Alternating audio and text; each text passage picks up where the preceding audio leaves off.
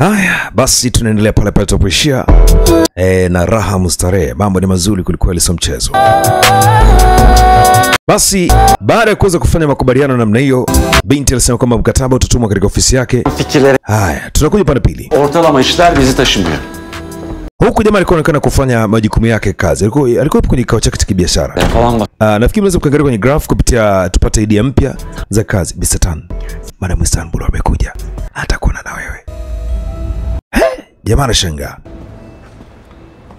Aliambiwa kwamba binti ataenda kukutana na boyfriend wake, na kwaje binti amekuja mpaka hapa? Yo, hayır.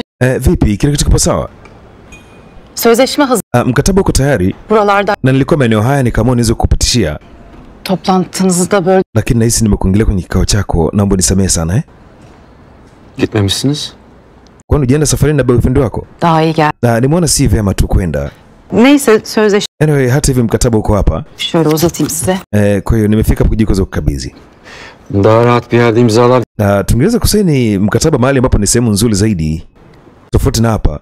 Hasa ni kweli uko sahihi. Hemen gir. Lakini msaidizi wako alikuja hapa na aliniambia kwamba uko busy kwenye kikao, lakini aradan çıkmış oldu diye. Nafikiri tukamilishe tu sasa hivi, hakuna shida. Basi jamaa kadondoka wino namna hiyo. Hayırlı olsun. Basi hongera. Zaman? Nashukuru. Hayırlı olsun. Basi tuweze kusema hongera yetu kwetu sote. Yanınızı bulduğunuza göre. Bila shaka umempata uliokuwa unamtafuta Hoşçakalın. Kwaheri. Hoşçakalın. Kwaheri. Binti atamani kuacha kumtazama huyu mwanaume. Na hata mwanaume pia alihisi kwamba binti kanipenda. Aslında kiuhalisia hepsi benim gibi. Wote walikuwa wako vizuri.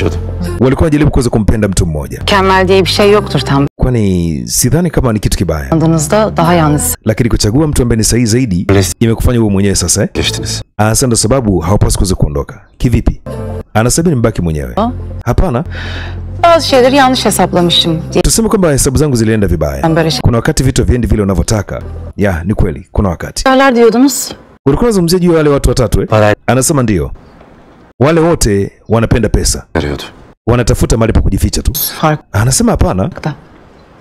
Ni watu ambao wako tofauti. Anasema mimi nilishangaa sana kuweza kuona vile. Sevindim. Lakini nimefurahi kama umekuwa surprised. Sawa Madam Istanbul, nikupongeze. Ushauri wangu, kazi njema.